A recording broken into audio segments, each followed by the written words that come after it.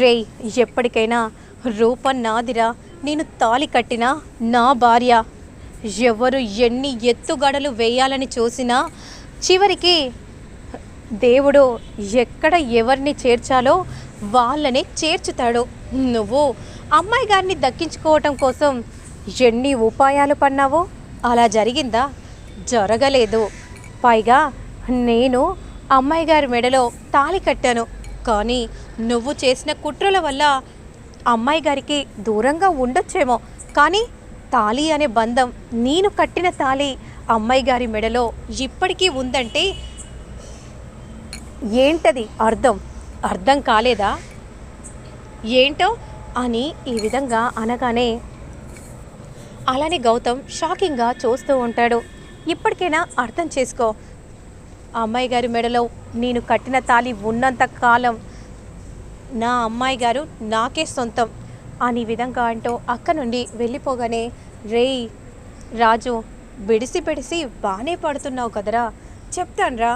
రూప మెడలో ఉన్న తాళిని ఎలా తీయించాలో నాకు బాగా తెలుసు. నీ స్థానంలో నేను ఎలా వస్తానో ఎవ్వరూ ఊహించలేరు. అలా అలా చెయ్యబోతున్నాను అని విధంగా అనుకుంటూ వెంటనే గౌతమ్ కోపంగా అక్క నుండి వెళ్ళిపోతూ ఉంటారు. ఇక మరోవైపు అమ్మ రూప, రెడీ అయ్యావమ్మా? ఆ నాన్న రెడీ అయ్యాను నాన్న, పద అమ్మ, ఇప్పటికే ఆలస్యమైంది. ఓకే నాన్న పదండి. తమ్ముడు జాగ్రత్త తమ్ముడు. సరే అక్క అని విధంగా అంటూ వెంటనే అక్క నుండి సూర్యప్రతాప్ రూప బయలుదేరుతారు. మరోవైపు అల్లుడు గారు ఎక్కడ ఉన్నారు? ఈరోజు మీ అందరికీ కూడా ఒక అనౌన్స్మెంట్స్ చేయబోతున్నాను. పిలువగానే విచ్చేసిన అతిథులందరికీ నా తరపున కృతజ్ఞతలు తెలియజేస్తున్నాను. అలాగే ఈ సీఎం అల్లుడిగా ఎవరా అని అందరూ కూడా 1000 కళ్ళతో ఎదురు చూస్తున్నారని నాకు తెలుసు. అందుకే అనౌన్స్మెంట్స్ చేసే సమయం వచ్చింది కాబట్టి ఇప్పుడు మీ అందరి ముందు నా అల్లుడిని మీకు పరిచయం చేస్తాను. అమ్మ శ్వేత, ముందుగా నువ్వు డాష్ మీదకి రావాల్సిందిగా కోరుచున్నాను అని అనగానే వెంటనే శ్వేత స్టేజీ ఎక్కుతుంది. నా కూతుర్ని నేను ఎంత అల్లారు ముద్దుగా పెంచానో నాకు మాత్రమే తెలుసు. ఇప్పుడు ఇంకొకరి చేతిలో నా కూతుర్ని పెట్టబోతున్నాను. సీఎం అల్లుడిగా ఎవరు వస్తారా అని అందరూ కూడా వేచి చూస్తున్నారు. ఇప్పుడు నేను రివీల్ చేయబోతున్నాను. కానీ వీళ్ళ ఇద్దరి ఎంగేజ్మెంట్ అనుకోని కారణాల వల్ల అకస్మాత్తుగా చేయాల్సిన పరిస్థితి ఏర్పడింది. అందుకే పార్టీ ఏర్పాటు చేసి మీ అందరికీ కూడా నా అల్లుడిని పరిచయం చేయించాలనే ఈ పార్టీ ఘనంగా ఈ విధంగా జరపడం జరిగింది. అల్లుడు గారు ఎక్కడ ఉన్నారో స్టేజ్ మీదకి రండి అని అనగానే, ఎలా అయ్యా, నిన్నేరా, త్వరగా వెళ్ళురా. అమ్మా వెళ్ళరా అయ్యా అని అనగానే వెంటనే రాజు అలా స్టేజీ మీదకి వచ్చి నిలబడగానే అందరూ అలానే రాజునే చూస్తూ ఉంటారు. ఇతనే మాకు కాబోయే అల్లుడు, నా కూతురికి భర్త అని విధంగా అనగానే అందరూ అలానే చూస్తూ ఉంటారు. అసలు అల్లుడు గారు, మీరు ఇంత గొప్ప స్థానంలో ఉండడానికి కారణం ఎవరు? అసలు మీరు 2 సంవత్సరాల్లో ఇంత పెద్ద స్థాయికి ఎదగారంటే ఖచ్చితంగా ఏదో బలమైన కారణమే ఉందని నేను గట్టిగా నమ్ముతాను. దీని వెనుక ఉన్న కారణం ఏంటో మీరు చెప్తే మేము అందరం కూడా వినాలని అనుకుంటున్నాం అని అనగానే వెంటనే రాజు మైక్ని తీసుకుంటాడు.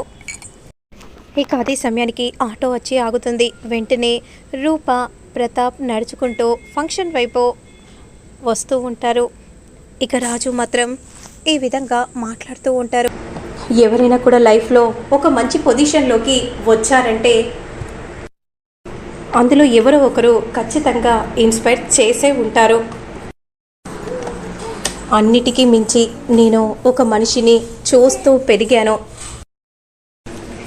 అసలు ఆ మనిషి ఎవరు సార్? చెప్పండి సార్, మిమ్మల్ని ఇంతగా ఇన్స్పైర్ చేసిన వ్యక్తి ఎవరు సార్? చెప్పండి అని విధంగా అంటూ ఉంటే, అతను ఎవరో కాదు, మా పెద్దయ్య.